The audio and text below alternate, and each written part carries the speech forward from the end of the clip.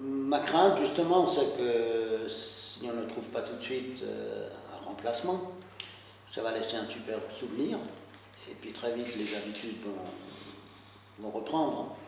C'est-à-dire que là, maintenant, on a pu voir qu'un quartier peut se mobiliser. Des enfants peuvent se mobiliser, des mamans peuvent se mobiliser, des écoles peuvent se mobiliser dès qu'il y a un projet commun qui fasse participer tout le monde. Tout le monde s'est senti investi, un petit jardin, un barbecue, le club de prévoyance. À partir du moment où on n'intéresse plus les gens à leur entourage, il y a toujours le risque un petit peu inverse que l'on pense que c'est aux autres de le faire, quoi. Moi, je pense que les plasticiennes ont réussi à dire aux gens, si vous voulez quelque chose de bien, secouez-vous, venez le dimanche, venez pour les fêtes, voilà. Donc ce qu'on a vu aujourd'hui, on l'a vu une dizaine de fois par an, quoi. Donc ça ne peut laisser évidemment qu'un bon souvenir, mais il ne faut pas que ça reste qu'un souvenir. Un quartier, c'est un morceau de ville, mais qui fait partie de la ville, et donc l'important c'est que ce morceau de ville soit relié à la ville dans sa globalité, et donc c'est à la fois un morceau de ville dans lequel il doit se passer des choses spécifiques, et faisant partie de la ville, c'est un quartier qui doit vivre la vie de la ville, c'est un morceau qui doit vivre aussi la vie de la ville. En premier, c'est les habitants. Hein. Je crois qu'on est d'accord, Frédéric, sur ce point-là, comment on travaille ensemble. C'est vrai qu'en premier, les habitants.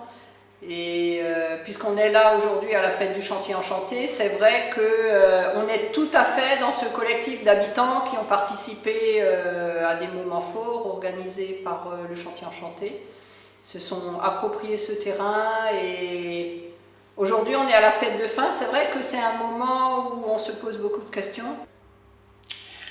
Je me suis dit, comme je connaissais le quartier, si ça réussissait bien, je le souhaite même, mais j'ai un peu peur, parce que... Et puis après, j'ai vu que ça va, qu'ils se donnent aussi la peine, c'est vrai, les gosses, ils se sont donné la peine. Et ça m'a vraiment, je ne vais pas te choquer, mais j'étais content. Au moment fort pour moi, vraiment pour le Chantier Enchanté, quand on avait planté, hein, et puis ça réussit. Et puis il y avait aussi le moment fort, on s'est rencontrés là, hein, il y avait des barbecues, on était ensemble, hein, on se connaissait entre nous, les gens qui venaient, parce que c'était pas tout le monde, c'était comme aujourd'hui même, parce que au quartier il y a plein du monde, mais ils ne sortent pas, ils sont toujours dedans. Hein, mais s'il y avait tous les gens qui étaient dans les quartiers, ils sortaient, ça allait être mieux.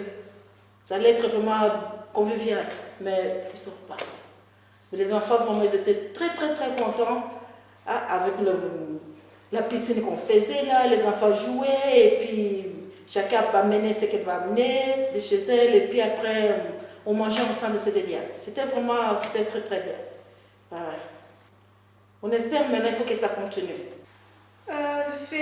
Pour moi, ça évoque tout ce qui est enfance, tout ce qui est encore l'innocence, l'imagination sans limite, où voilà, tout peut arriver, tout peut se créer, on peut tout inventer, donc aucune limite. Il y avait des fleurs, des plantes, tout ce que j'ai rêvé en fait. Enchanté, ça veut dire magique. Je pense faire avec des feuilles, je fais tout le tour d'un jardin. Et après, je creuse des trous pour mettre les graines que j'ai trouvées. Et je ferme le trou et j'arrose comme ça. Et après, quand les fleurs se sont poussées, je les déterre et je les mets dans des pots. C'est de l'animation, c'est sûr, qui fait plaisir aux petits. Donc, et bon aussi, ça leur fait une sortie. Donc ça fait des rencontres, ça fait un échange culturel, ça fait un petit repas autour d'un petit repas familial, convivial. Les gens ils se connaissent entre eux, les voisins se connaissent entre eux, se découvrent. Et ça fait une sortie dans le quartier. C'est vrai, c'est une manifestation qui fait venir du monde, donc ça fait des rencontres. Donc, tant que si on fait des manifestations régulièrement, il y aura toujours du monde. Parce que les gens aiment ça par rapport au bouche à oreille. Hein. C'est bien pour regarder. Il y a les enfants, ils sont réjouis derrière nous. Et elle est bien. Ça sert à découvrir.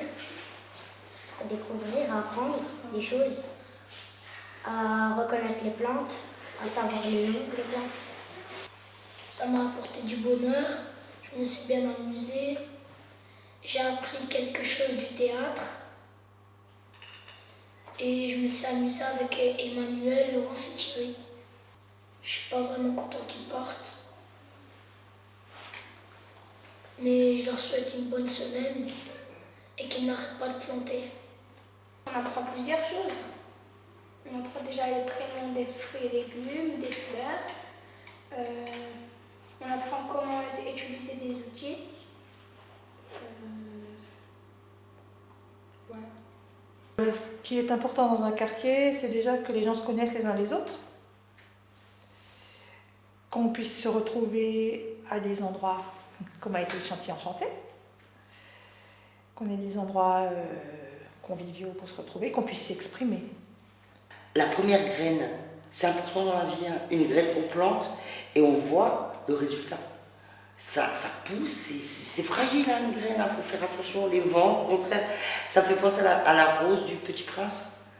Elle est tellement fragile et on la met sous verre. Non, laisse les vents, les intempéries, laisse les faire. Ben moi personnellement, ce qui m'a interpellée dans le chantier enchanté, c'est que c'était quelque chose qui était ouvert et qui a quand même été respecté. Parce que c'est quand même un petit peu ça, la crainte que moi j'avais quand j'ai entendu parler de leur projet, c'est que voilà, qu'elles mettent en place quelque chose, qu'il y ait des choses qui se passent, et puis que ça ne soit pas respecté, que ça soit dégradé, des choses comme ça. Moi j'ai vu des habitants qui, à chaque fois que le chantier enchanté était sur le terrain, par rapport à des actions qu'il a développées, j'ai vu des habitants qui participaient, qui étaient actifs, et qui prenaient goût et qui prenaient plaisir à participer, malgré des fois la météo un peu, on va dire, déplorable. Il y a des gens qui participent. Donc je trouve que sur ce côté-là, c'est quelque chose de très intéressant. Après, je dirais qu'il y a peut-être, oui, des événements, des actions, je pense, qui ont marqué profondément, enfin moi qui m'ont marqué profondément. Je citerai peut-être cette année le Troc Vert. On a fait venir une ferme par exemple avec des animaux. On a eu un bélier, une chèvre, un cheval de trait qui s'est retrouvé sur le chantier, donc entre les immeubles. Et voilà, on a vu des adolescents, des enfants promener la chèvre, aller la faire brouter le long du chantier. Et ces animaux, en fait, ils ont amené une paix sur ce terrain assez incroyable. Il y avait des familles entières aussi qui étaient là, et je pensais que pour beaucoup, en fait, c'était aussi retrouver un lien avec peut-être des racines paysannes ou rurales au moins. Donc ça, c'était vraiment un moment très fort, quoi. Avec les enfants aussi, il y a eu des liens avec les animaux incroyables. Il y a Zouer qui est tombée littéralement amoureuse de la petite chèvre angora qui s'appelle Lily, il en parle encore maintenant. Il aurait aimé qu'aujourd'hui Lily soit présente, par exemple, pour la fête de fin. La nuit dans le tipi, c'est une des idées, quand on a présenté cette idée. Ils nous ont regardés comme ça en se disant mais elles sont complètement folles. Et puis non, on l'a fait. Tout le monde, personne n'osait nous dire mais vous croyez pas que c'est dangereux, je sais pas qu'il va se passer quelque chose. Puis non, on a passé la nuit dans le tipi et le matin, alors il y a quand même une enfant qui a eu le droit de dormir toute seule sans ses parents. Il y a une maman qui est venue avec ses 3 enfants. Il y a eu Jean et Thierry et on surveillait la cuisson du four papier. Et le matin, c'était magique parce que Rosemarie elle est venue avec ses confitures. Les enfants qui n'ont pas eu le droit de dormir, ils sont venus à 8h ou 7h même avant l'école. Non, c'était les vacances, qu'est-ce que je raconte. Ils sont venus tôt le matin avant qu'elle démonte le tipi pour prendre le petit déjeuner avec nous. Ils nous ont amené du lait chaud, des croissants, et on se serait cru en Mongolie. On a été quartier Wagner et c'était la Mongolie.